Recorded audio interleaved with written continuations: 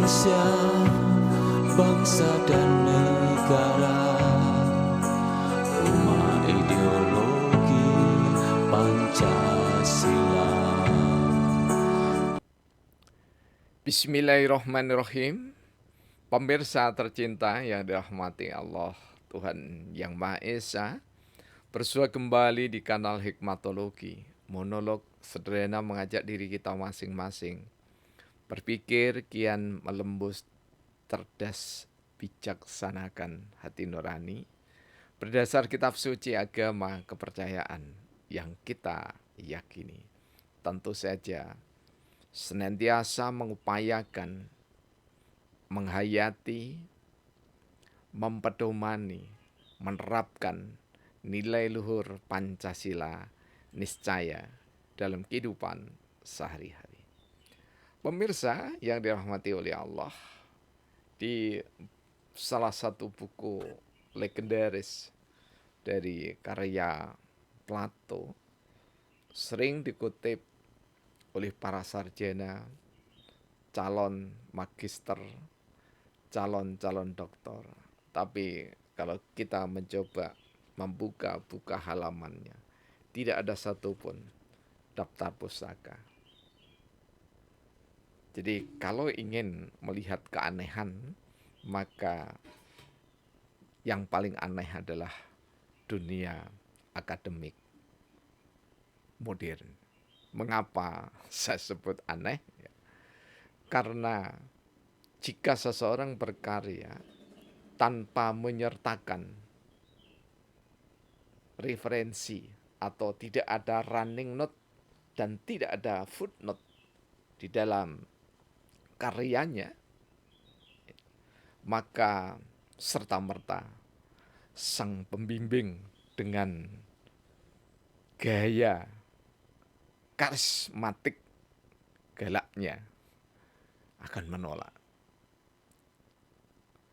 Namun kita tinggalkan dunia akademik, bertalian dengan karya ilmiah mahasiswa yang seringkali sangat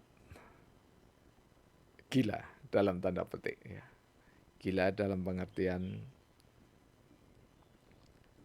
tidak mudah bagi mahasiswa untuk memperoleh persetujuan dari pembimbing, kecuali pembimbing yang benar-benar sangat dewasa dan menggunakan hati nuraninya ketika berpikir. Pemirsa, kita berbicara demokrasi. Lagi-lagi di buku yang saya pegang tadi, ya, ini Plato sangat amat banyak di lembar-lembar dialognya dengan para muridnya atau para mahasiswanya yang mengkritisi tentang demokrasi. Kita ambil salah satu contoh, ya, bahwa cikal bakal dari otokrasi itu adalah demokrasi. Jadi awal, ya, proses dari seorang yang menerapkan sistem otokrasi adalah demokrasi. Mengapa? Karena demokrasi cenderung, bukan saja cenderung, tetapi memang dicirikan dengan mengedepankan hak dari manusia. Karena itulah dalam Declaration of Human Rights, PBB, ya, United Nations, yang lebih digalakkan dan memang sangat galak demokrasi itu adalah hak-hak asasi manusia. Dan hak asasi yang paling ditonjolkan adalah ketika kita berbicara demokrasi, bahwa sistem pemerintahan itu dari rakyat, oleh rakyat, untuk rakyat.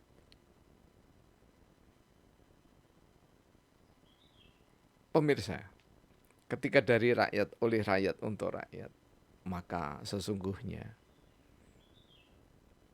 dalam dialektika filsafat logika tertolak ketika dihadapkan pada Pancasila. Karena sama sekali ketuhanan yang Maha Esa tidak disertakan di dalamnya. Tidak melandasi pemikiran dari anak bangsa. Kalau toh disebut, apalagi akhir-akhir ini, lewat webinar internasional, marak tentang literasi beragama, literasi berbudaya, sehingga salam literasi yang penuh kedamaian marak di sejumlah webinar. Namun lagi-lagi mereka tetap mengagungkan demokrasi. Seolah-olah demokrasi itu adalah Tuhan yang tidak bisa tergantikan. Idealnya kita justru mengkritik demokrasi berdasar pendapat Plato itu sendiri. Jika demokrasi adalah pintu lebar selebar-lebarnya membuka autokrasi, memberikan peluang kuat pada oligarki, maka apa yang bisa diharapkan dari negara yang proklamasinya sehari kemudian menetapkan Pancasila sebagai dasar negara?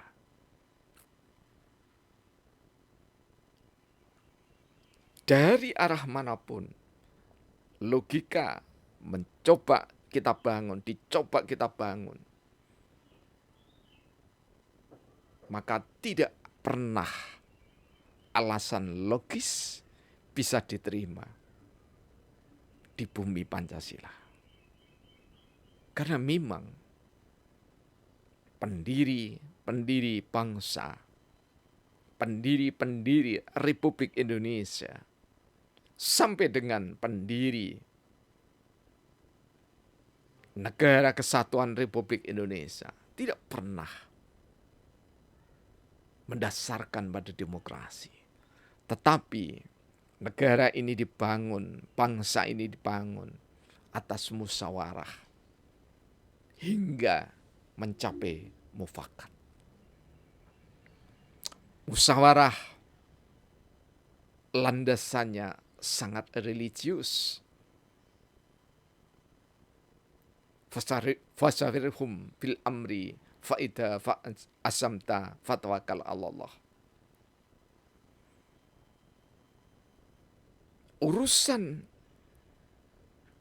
kebangsaan, urusan kenegaraan senantiasa dibicarakan, dimusyawarahkan, didialogkan, bukan diperdebatkan, apalagi di voting.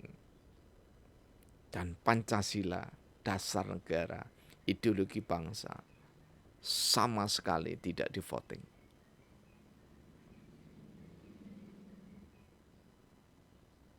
Senyampang kita masih dalam suasana kemerdekaan Republik Indonesia, Negara Kesatuan Republik Indonesia. Marilah kita membangun rasa berbangsa bernegara yang benar-benar memang merupakan pengejawantahan dari nilai-nilai Pancasila, bukan demokrasi. Karena itulah untuk ketiga kalinya kami angkat dalam data yang berbeda Sabdana yang ke-17.007. Demokrasi mati, tumbuh hikmatokrasi. Bagian ketujuh. Mengingat hati nurani singgasana Allah, maka bijaksana. Bijak berhikmat kepada Tuhan yang Maha Esa. Sikap perilaku dan berpikirannya untuk seluruh bangsa. Berpikir bukan untuk agama dan kepercayaan semata.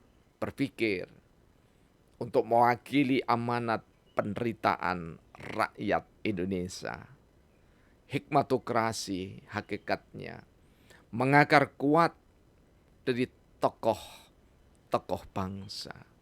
Terputus hikmat Tuhan Maha Esa, demokrasi digandrunginya. Kampung Selaket Hadiningrat Kota Malang, tanggal 3 Mei 2023. Pemirsa, mari kita seksama mencermati. Mohon maaf, terutama bagi umat Islam, dan saya berpikir saudara-saudara kami yang lainnya juga bisa menggunakan piranti dasar kitab suci masing-masing dari agama yang ada di Indonesia. Hindu, Buddha, Kristen, Katolik, Konghucu, dan aliran kepercayaan penghayat kepada Tuhan yang Maha Esa. Mengingat hati nurani singgasana Allah, maka bijaksana. Mengapa? Ada data yang kami terakan seperti ini. Ini adalah data yang kita ambil dari mutiara hikmat sabda Rasulullah Muhammad SAW. Qalbu mu'min baitullah. Namun sesepuh-sesepuh Jawa, guru-guru kami, mulai dari pedesaan, Mbah Kiai Lasiman, Mbah Kiai Nur Rahmat, Mbah Kiai Norawi, dan Mbah kami sendiri, Yai Sarkawi, Mbah Kiai Martilan, Kiai Nasrawi, Mbah Nyai Suryani, sampai ratusan, hingga kami ketemu guru-guru tercinta di Malang Raya ini, sampai dengan Jawa Timur hingga Jawa Barat, yang tidak mungkin kami sebut satu demi satu. Meskipun tidak dalam kerangka syariat Islam, beliau-beliau yang kami sebutkan, terutama seperti Mbah Atmo Swito, Mbah Kasri, semua sepakat bahwa kalau manusia itu menempatkan dirinya, tersadar dirinya bahwa Allah menyatu, rahmatnya menyatu, manunggaling Gusti maring kawula, bukan dibalik, ya. Jadi Gusti bisa manunggal maring kawula dalam makna bahwa sifat-sifat Allah, maha cintanya Allah itu bisa menyatu pada diri seseorang, di mana seseorang itu sudah memang menyediakan hatinya sebagai wadah cinta untuk berhikmat. Karena itulah, mengingat hati nurani singgasana Allah, maka orang akan berperilaku, bersikap bijaksana. Bijak berhikmat kepada Tuhan yang Maha Esa. Seluruh sesepuh di Nusantara ini, sampai kami pun bertemu dengan guru-guru tercinta di Bali, Lombok, hingga Nusa Tenggara, Barat dan Timur, bahwa manakala seseorang hatinya tertambat kepada Tuhan yang Maha Esa, maka setiap sikap perilakunya hanya menuju yang diinginkan adalah ridho dari Allah Tuhan yang Maha Esa. Dan kita tidak menemukan hal yang demikian di dalam demokrasi. Sikap perilaku dan berpikirnya untuk seluruh bangsa. Awal Indonesia didirikan, semua sibuk. 72 orang yang paling aktif, 68 orang, yaitu anggota, 66 orang, anggota biasa dan anggota istimewa, semua berpikir tentang bangsa, tidak pernah berpikir koalisi untuk memenangkan gagasan atau idenya. Tidak pernah. Berpikir bukan untuk agama dan kepercayaannya. Jadi ketika Indonesia didirikan, tidak ada satupun orang yang sangat berambisi sehingga akhir musyawarah ketika mencapai deadlock voting. Tidak demikian. Voting jalan demokrasi itu sama sekali tidak ada, nol di dalam perumusan dasar negara dan Undang-Undang Dasar 1945. Sama sekali tidak ada. Karena itulah kalau ingin reformasi jilid 2 bukan mencaci maki dan menista sesama anak bangsa. Bukan satu dengan yang lainnya. Saling menguatkan koalisi untuk mengganyang yang tidak berkoalisi dengan kelompoknya. Tidak demikian. Sungguh perbuatan seperti itu adalah ciri yang paling buruk di dalam kehidupan demokrasi. Dan itu tidak ada ketika Indonesia disambut berdiri.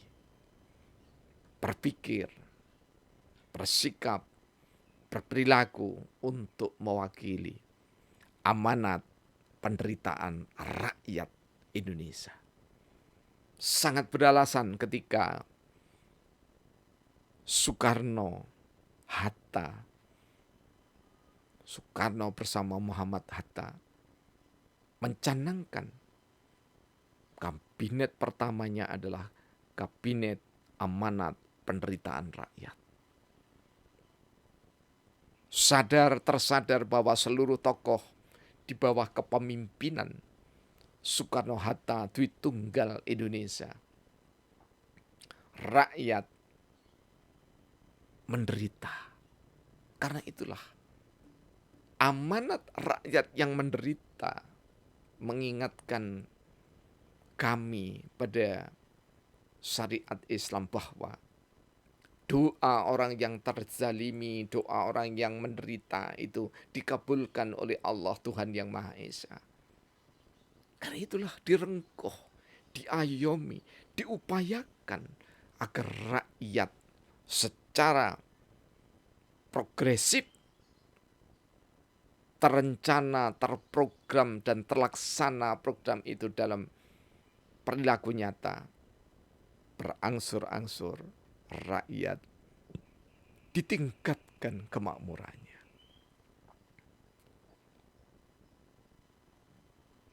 Sehingga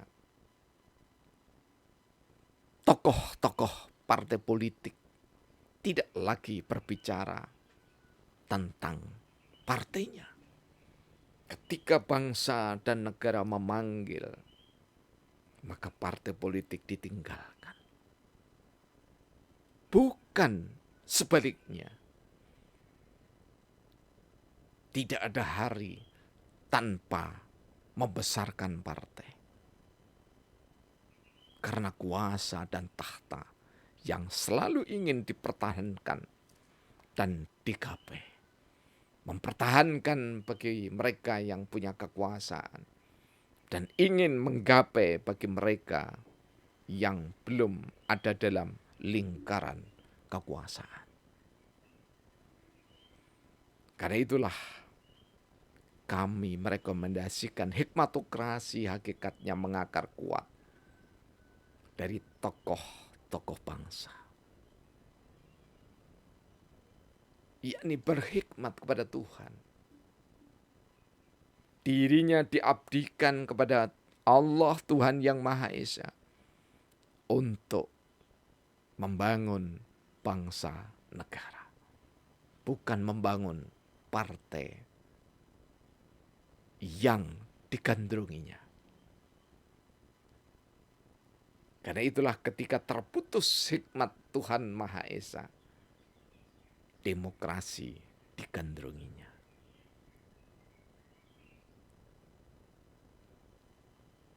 Wajib kita perjuangkan reformasi kembali kepada tatanan musyawarah untuk mufakat. Karena itulah hikmatokrasi berdasarkan syariat diturunkan menjadi kerakyatan yang dipimpin oleh hikmat kebijaksanaan dalam permusyawaratan perwakilan. Demokrasi mati dan harus kita bunuh. Justru belajar dari kematian demokrasi, Pancasila akan tegak berdiri. Terima kasih atas segala dukungan. Mohon maaf atas segala kekurangan. Saling melengkapi keniscayaan. Alhamdulillahirabbil alamin. Yang mana telah ditulis pada lauhul